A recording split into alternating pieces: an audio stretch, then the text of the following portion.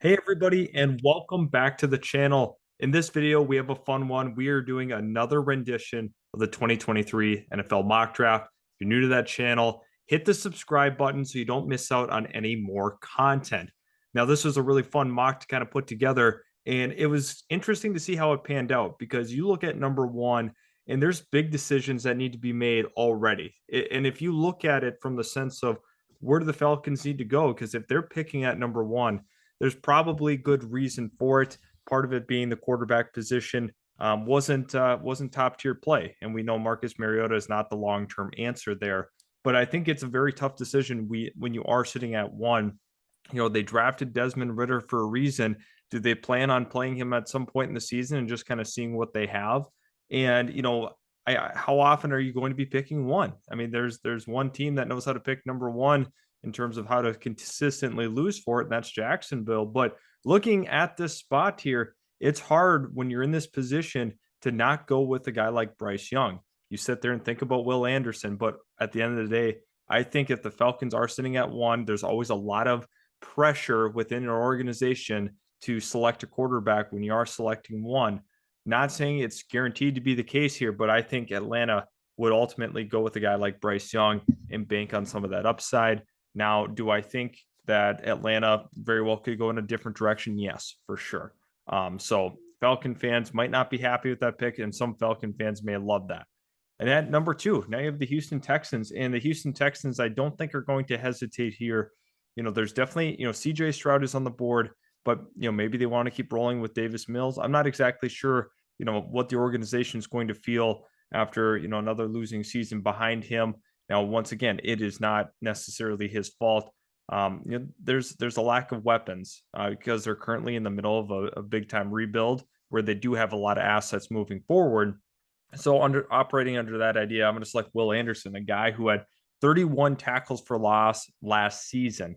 I think that's going to be pretty tough to pass up on. And I know the team in the third slot, the Detroit Lions, would love a guy like Will Anderson, but I don't think a guy like Jalen Carter is a bad consolation prize because Jalen Carter is terrific along that defensive line, moves very well, good length, good blend of strength and athleticism.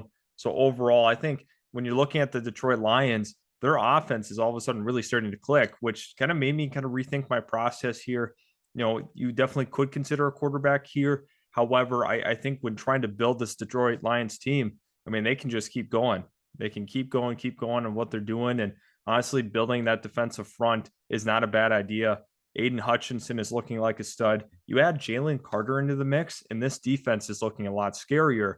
And then now at number four here, we have the Seattle Seahawks. And the Seattle Seahawks are a team that definitely has to look at the QB position. I don't think that's any secret. So that's why it makes a ton of sense to me to go with a guy like CJ Stroud right now. He has 11 touchdowns, 0 picks on the season. He's having exactly the season that you need him to have in order to justify taking him at this spot. Seattle's once again in the middle of a rebuild now. They're trying to look for that franchise quarterback, and CJ Stroud is a really, really good player to start that off with. And now you have the New York Jets, after picking up a big win against Cleveland. I think you're left in a position where you have to ask yourselves, are the Jets moving in the right direction? After seeing Joe Douglas's previous draft, they looked really good on paper. So kind of with that being said, Brian Brzee from Clemson could make a lot of sense. They're trying to build up front. They're trying to build that front seven. To me, Brzee makes a ton of sense with his versatility along that defensive line. Can play in multiple looks. I think Brzee is the pick for the New York Jets. And now you move on to Jacksonville. Jacksonville's in a position here where you have to consider weapons for Trevor Lawrence. They already have two, very, very good running backs in James Robinson and Travis Etienne. At the wide receiver position, I have some question marks. So Christian Kirk has looked like a guy that can, function as a very, very, reliable target for Trevor Lawrence. However, I think you need to have another guy because Marvin Jones is not the long-term solution. Zay Jones is not the long-term solution there. So I'm kind of looking at Jackson Smith and Jigba. Kayshon Boutte definitely crossed my mind, but he's had his struggles. Smith and Jigba has definitely dealt with some health issues early on this season that have kind of plagued him a little bit. Therefore, not seeing the numbers that we're used to seeing per se. But Smith and Jigba is a player that I think Jacksonville could really rely on, to be a true number one target for Trevor Lawrence. You have Christian Kirk as a number two, and that offense could look so much better with another addition at the wide receiver position. Now at number 7, we have Carolina, and Carolina is in a position once again where I think they could benefit by having another playmaker at the receiver position, and that's where Kayshon Boutte goes at this spot, because I think Carolina here with DJ Moore, Christian McCaffrey, and add a guy like Boutte, once again, a team that's seeking another, true number 1 or 2 wide receiver, and that's exactly what Boutte can be for this offense. He's really good after the catch. Guy that has good hands, definitely has struggled with a lot of QB turnover at LSU. And I think Daniels has struggled at the QB spot there under Brian Kelly, the Arizona State transfer. Definitely hasn't really found his guys out wide. He's been, running consistently, just not a lot of continuity in the passing game and a game plan that seems to change seemingly every single week. So Boutte here at 7. Number 8, we have the Chicago Bears, and I think it would be a disservice to go anything, honestly, other than an offensive lineman. Peter Skoronski, consistent prospect here from Northwestern, is definitely going to fit the bill, in my opinion, for this Bears offensive line. They got to be a little more solid up front. Now you follow that up with the New York Giants, who have been doing a lot of winning. Very, very impressive start for the Giants here. And once again, does this affect the draft decision? I think that kind of has to come in consideration here. Daniel Jones wasn't thought to be the long-term starting quarterback, under the new regime. I don't know if he's going to be able to flip that script this season, but I was always going to operate under the idea that they're going to look at a quarterback. Tanner McKee, Will Levis, these are some of the quarterbacks available. Anthony Richardson. So who do you go with? I think Will Levis has been a big favorite in a lot of people's mock drafts themselves. Now he's struggled a little bit out of the gate here. The Penn State transfer has 6 touchdowns, 4 interceptions. I think the Giants definitely have to consider him, considering his build. Good upstairs. I think Will Levis could be the selection here. And once again, he could continue to play down his draft stock, but I don't want to be too much of an overreactor after the first couple of weeks. Pick 10, we have the Washington Commanders here. I think this is a team that has quite a bit of weapons on offense, and they definitely addressed that during the offseason. I think there's an idea that they can continue to build this defense up. They definitely need some more help in the secondary, and they can get an absolute stud in Kelee Ringo, former 5-star recruit, 6'2" corner, long, lengthy, man-to-man guy. He kind of fits the bill here with how good their front is. I think it's going to make for a very, very long day for divisional opponents to have to go up against that.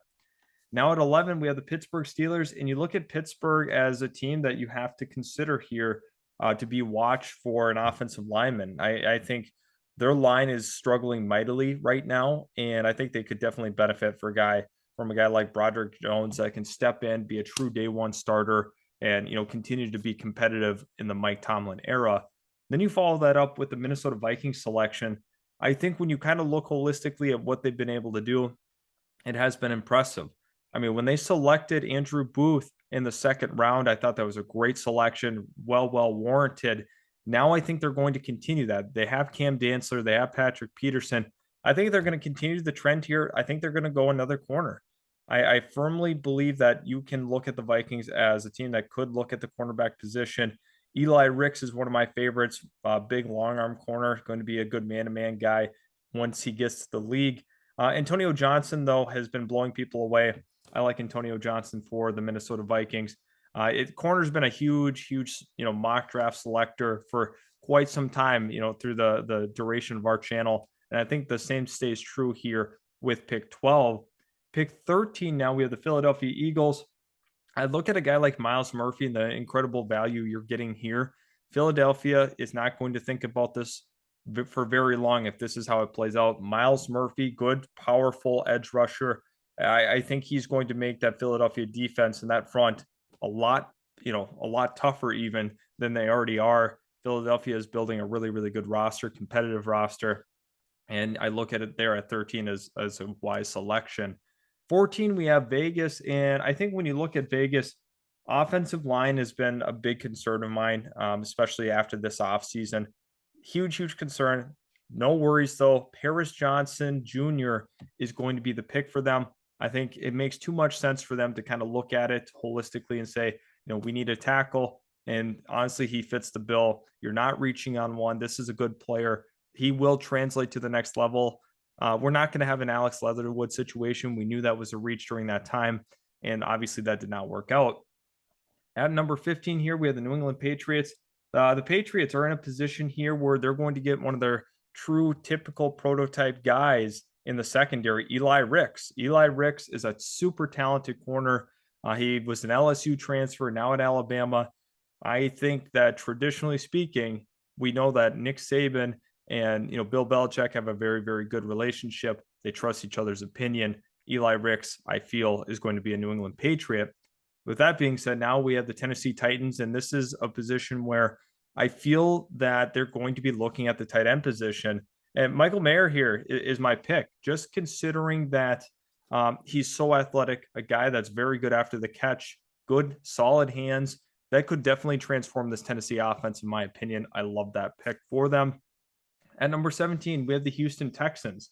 Texans at this spot, you definitely have to consider a numerous amount of things here. Considering where we already went with the first, or their first pick was Will Anderson, getting arguably the best player in the entire class there. At number 2, you have to consider some more weapons along this offense.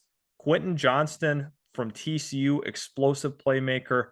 I think he's going to fit in very nicely with this Texans offense.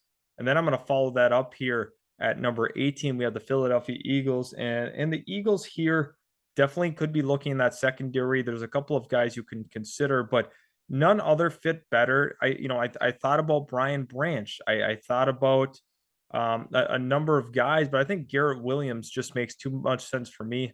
I think holistically speaking, getting another corner in this secondary is going to go a long ways. Number 19, we have the Baltimore Ravens, and I think when you kind of think about the Ravens here, I don't know. I just feel like they need a little more up front on their defensive front. Felix Anunki Uzama is going to be the pick. I just like his motor. I mean, as a true sophomore, he was an all Big 12 first teamer. So taking him here to me makes a lot of sense. I like where Baltimore's going. I think that when you look at all the injuries they had last season, they're a much better roster, than their record indicated. Once again, because of all those injuries, this year they're definitely, going to be hurting after that big loss to the Dolphins. But at the end of the day, they still have a good, consistent roster. I like that at 19. Lamar's situation is kind of contingent on that. I'm kind of curious to see how that plays out. And now you have the Arizona Cardinals, and the Arizona Cardinals, it's been a clear message for me from day one. They need to improve their offensive line. I think when you kind of look across it, there's a number of guys you can do. But Zion Nelson, a player that almost came out last year, ended up staying at the college level. He's going to be a true plug and play offensive lineman for the Cardinals. They got to protect Kyler Murray, got to give him more time. Yes, he's mobile, but you do not need him to be, absolutely getting killed out there because of, offensive line struggles. I think Arizona's wise here for taking a tackle. At 21, we have the Seattle Seahawks, and the Seattle Seahawks to me are not going to miss this pick because they obviously go with CJ Stroud with our earlier selection. And then you come back with a guy as talented as Jalen Carter here at pick 21, big steal in the draft at this point. Seattle's just looking for best talent available. I felt Jalen Carter at this position was too good to pass up. Not very often do you see an Army player be in the first round. So a lot of credit to that program. Jalen Carter is the real deal. At 22, we have the LA Chargers, and I think the Chargers have to be thinking offensive line. They got to protect Herbert. They need to absolutely protect their top tier asset. Blake Freeland on a very competitive and good BYU team is a great pick. BYU has looked phenomenal so far this year, and I think that people should be excited about where their program is currently. At 23, we have the Miami Dolphins, and I think when you kind of look at the Dolphins here, there's a lot to love. From the offensive side of the football, I definitely thought about even looking at the receiver position again, despite them having absolute two superstars, Jordan Addison is the name I considered. Had they not paid Chase Edmonds, I thought about Robinson here. I think that's a very, very real, real possible outcome here would be Robinson. But I think holistically speaking, with the talent that Nolan Smith has, he's a developmental pass rusher, was a top tier high school recruit. And I think he's finally starting to put it together here at Georgia. They've had a lot of defensive linemen go to the NFL, especially in that first round. Nolan Smith is going to be the latest example of it. Following that up, we have the Indianapolis Colts, which they should not be picking this low. I think the Colts are definitely going to continue to struggle this year. And this is where I'm going to have more so a surprise selection here. I'm going to have Anthony Richardson go, the dual threat quarterback, 6'4", super quick. He's going to run a very, very quick 40 time, in my opinion. Anthony Richardson is going to add something that the Colts haven't had at the quarterback position, and that's dynamic athleticism. That's one of my favorite picks in the draft. I know some people aren't going to agree with the Colts taking one, but I look at it as an opportunity here, for the Indianapolis Colts to get better at that QB spot. I'm not a believer in the Matt Ryan, situation here. Now at 25, we have the Dallas Cowboys, and the Cowboys here, I think, are kind of going to do what they normally do and say, who's the best player available? Jacqueline Roy, the interior defensive lineman from LSU, to me, makes a ton of sense here. Dallas is in a position where they're trying to be competitive. They're trying to win the division. And you get a big bruising guy up front like Jacqueline Roy. To me, it makes too much sense. He's a player that has showed it at LSU. And I think he's going to be a more recognizable name in the community pretty soon with, some of the stuff he's doing on the football field.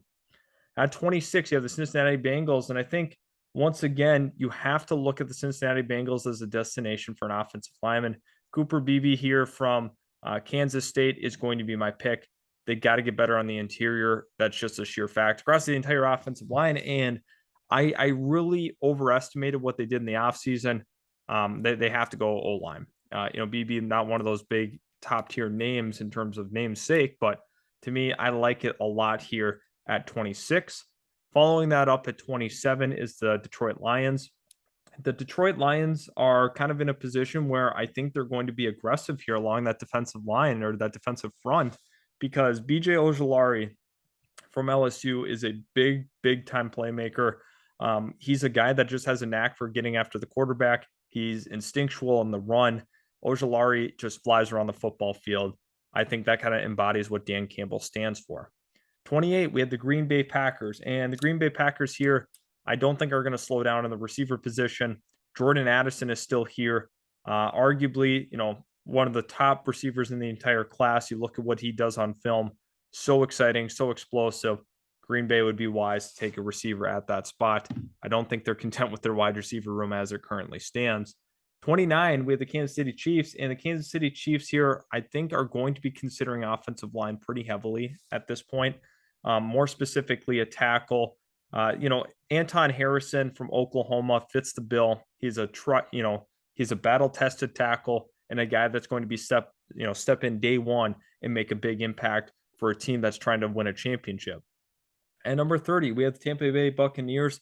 And I think they're going to be looking for a playmaker in that secondary. I already like some of the guys they currently have back there, but Brandon Joseph, Northwestern transfer, goes to Notre Dame, who has produced a ton of NFL level safeties. They got a great staff, there that develop these guys. So Brandon Joseph, to me, is kind of that fun selection here for Tampa. Get some help on that back end. Now at 31, we have the Buffalo Bills, and the Buffalo Bills are another team that needs to seek out some offensive line help. I do believe that to be true. And Andrew Voorhees here from USC could make a lot of sense. I just think at this point, the Buffalo Bills need to protect their top tier asset once again. Like some of these other good teams, they protect their quarterback, and Voorhees is going to be my selection here at 31. Thanks again, everybody, for stopping by. I appreciate all the support on the channel. Hit that subscribe button if you are new. Also, leave a like on today's video if you did enjoy the content. I had a lot of fun making this. Let me know in the comment section below who your favorite prospect is in this class. Until next time, we'll catch you later here at Utility Sports.